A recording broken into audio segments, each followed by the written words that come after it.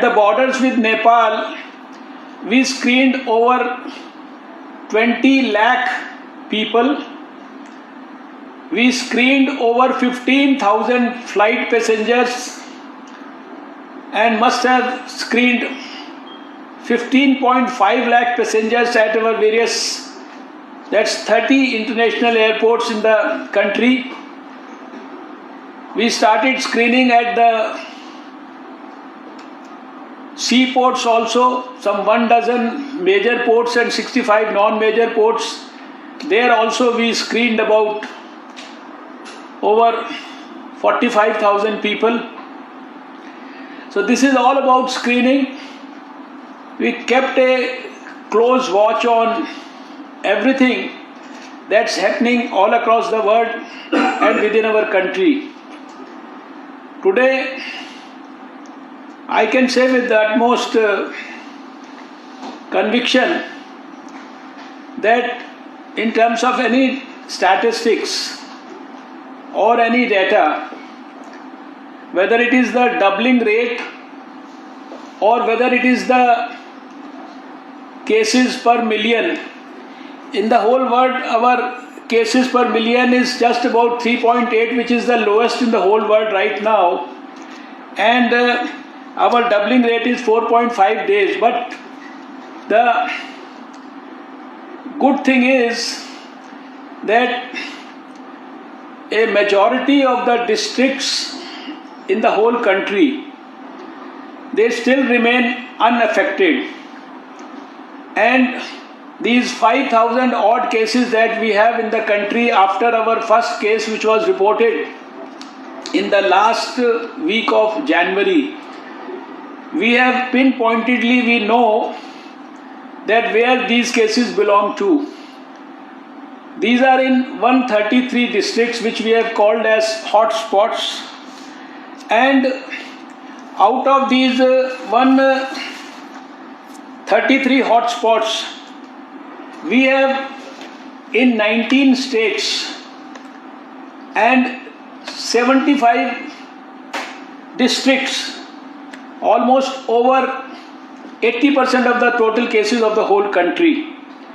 Then there are 15 districts in 10 states with cases where we have a high population density, and then also we have 43 additional districts with greater than 80% cases in every state. So we right now know what are our hotspots. These are these 133 districts.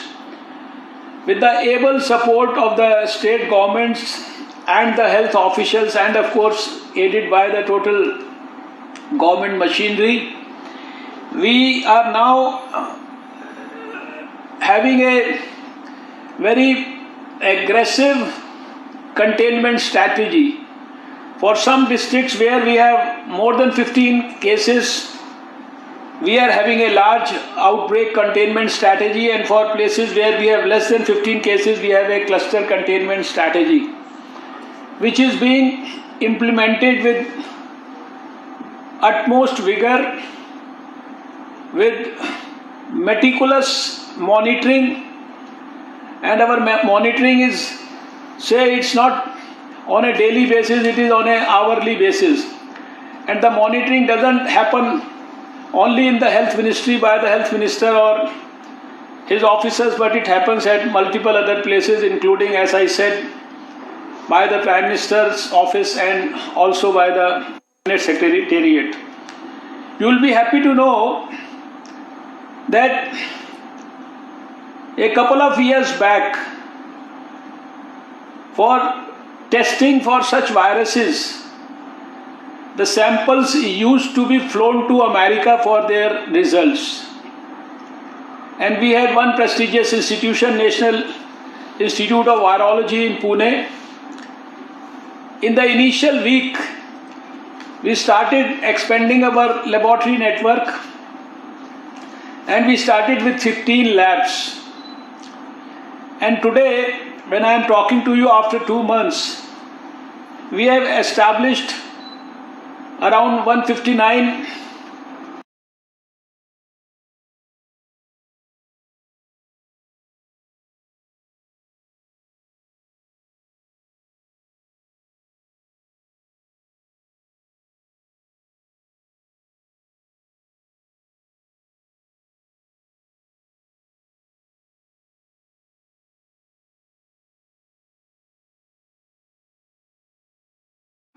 involvement in controlling the COVID-19 pandemic, we spent a lot of our time and effort in capacity building, and we must have at least trained a few lakh people, starting from the staff which was there on the airports, the aviation crews, because in spite of difficult times, we brought back over 2,500 Indians and of course around 50 foreign nationals back from China, Italy, Iran, and of course Japan, who were stranded there due to many reasons.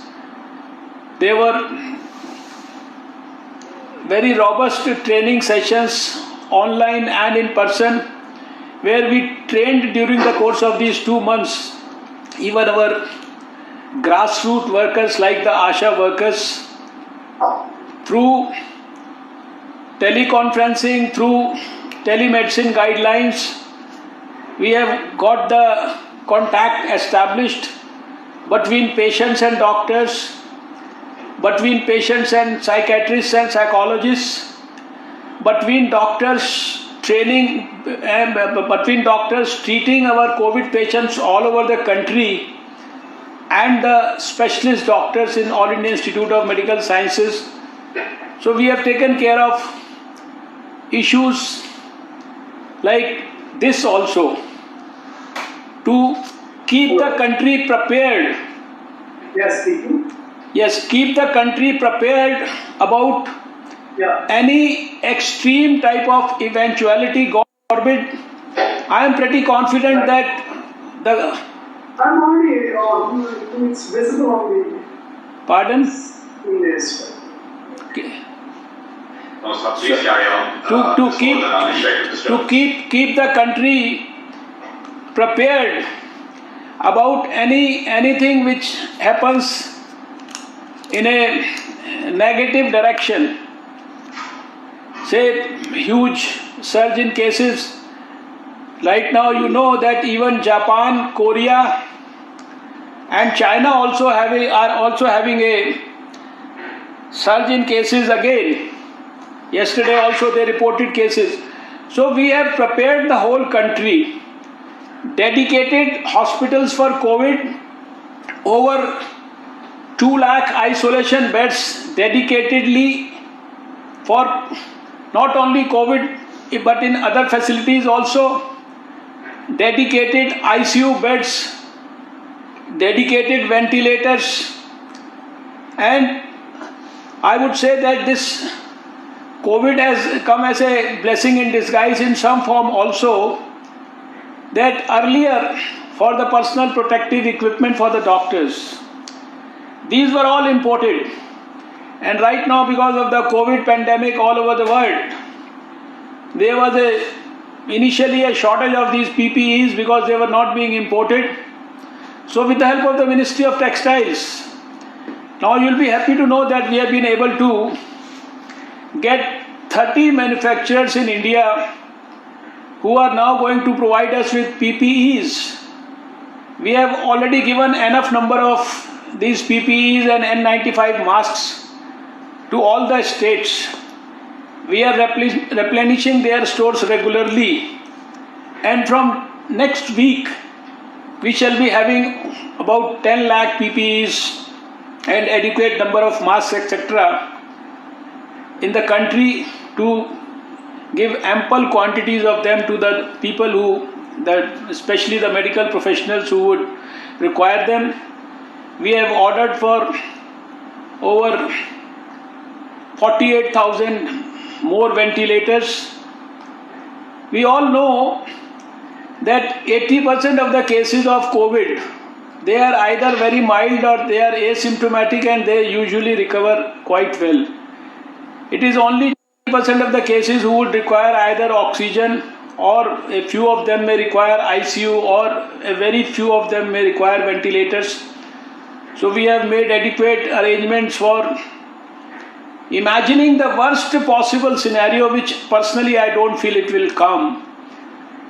we have made enough arrangements for oxygen cylinders, as I said, ventilators, beds, and all those things, and of course, specific drugs also. But I would, and on the sidelines, I happen to be incidentally the Minister for Science and Technology, where I handle CSIR, biotechnology, and the science ministries. So there also our scientists are doing a lot of activities involving the younger people. We had a call for proposals where we received more than 500 proposals. India is amongst the 5-6 countries where we have isolated the virus and we have proceeded towards the development of vaccine. We are part of a WHO solidarity trial where we are working on vaccine, drug discoveries, etc. So all the scientific work that is also related to the management of COVID pandemic is also simultaneously going on. But through you and of course all those who are participating, and this I have been saying again and again, because as we all know that right now we don't have a vaccine for COVID and there is no specific drug also. Although it is also true that most of the patients will get cured by symptomatic treatment. So I strongly feel that social distancing and lockdown, they are the most potent social vaccine at the moment. So through your newspaper also, through the Times. Pardon? No, you are not present there. Hello? Somebody outside Is there any problem? No. I was just saying that I just want to emphasize this point that as long as we don't have a vaccine, and even if we get a vaccine, that vaccine is going to save an individual. But right now the point that needs to be emphasized time and again with the people of the whole world is that social distancing, and right now in the present circumstances, lockdown where we advise everyone to stay at home and also maintain social distancing at home. Social distancing and lockdown, it remains the most potent social vaccine for us right now. And this is a point which needs to be underlined again and again. Even at the cost of repetition, everyone has to keep repeating it. People have to be advised about it. And then we would also like people to be advised that the PPEs and the N95 masks and the surgical masks, they are not to be worn by everybody. Although right now there is an advisory that when you go out of your home, you just keep your mouth covered with anything which you feel is worth it.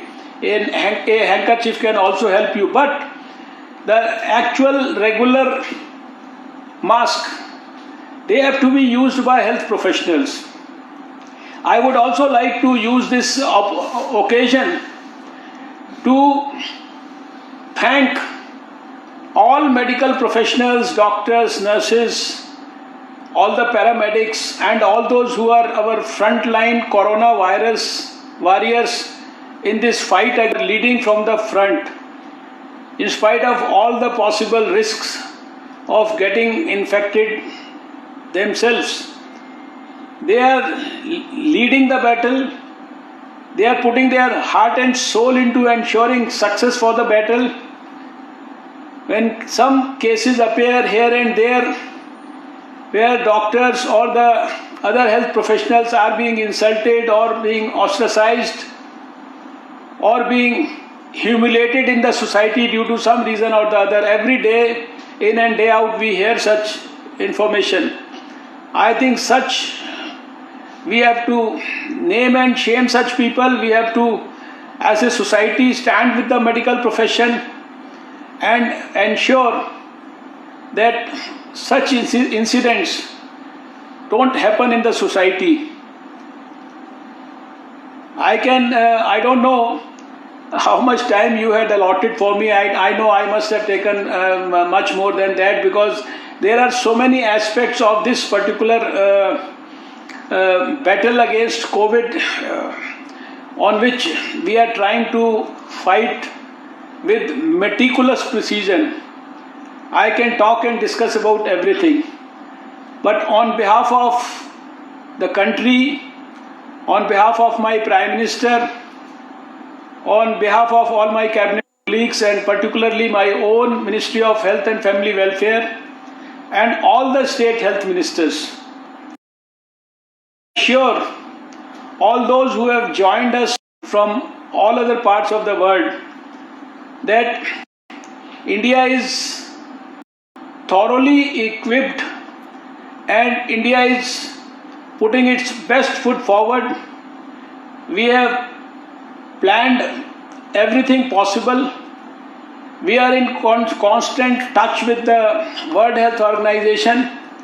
In the last 2 weeks, I had video conferencing with all the health ministers of the whole world and also with the health ministers of the region. The World Health Organization has on record appreciated the actions initiated by the Government of India, the Ministry of Health, and they are also confident that India shall do well. We all need your good blessings, support, and in these times, one of the biggest challenge, apart from the fact that the challenge is fighting the coronavirus, one of my other challenges is fighting misinformation. So many things they keep floating on the social medias. No one thinks even once before putting a tweet or a news item without confirming or checking it from the reliable source. I can say with utmost confidence and conviction that for anyone who wants authentic information these days, the website of the Ministry of Health and Family Welfare, it has thoroughly comprehensive, complete, updated information. We try to update it at least twice a day, and we are receiving almost 22 crore hits every day because we provide the exact and the most correct information to the people of India. So I would request the Times Group also to help us in spreading the right information and delivering it to the people of India. That is, I think, equally important, as much important as taking care of the people who are getting affected with COVID. So with these few words, I once again thank you and express my gratitude on behalf of all my colleagues in the ministry, and we look forward to continuous support from the Times Group and the Bennett University in our war against COVID pandemic. Thank you so much. Thank you, sir. Thank you very much for these very reassuring words. We feel much better already that the country's fight against COVID virus is on the right track. We thank you very much once again, sir, for coming and speaking to our participants and the audience. Thank you, sir. Thank you very much. Thank you.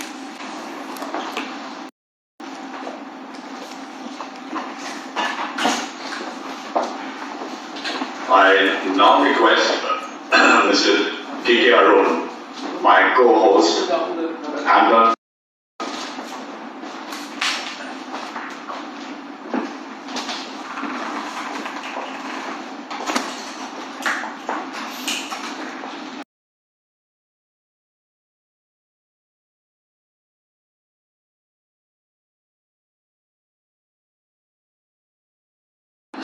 monitored everything. when we had the first case reported in Nepal,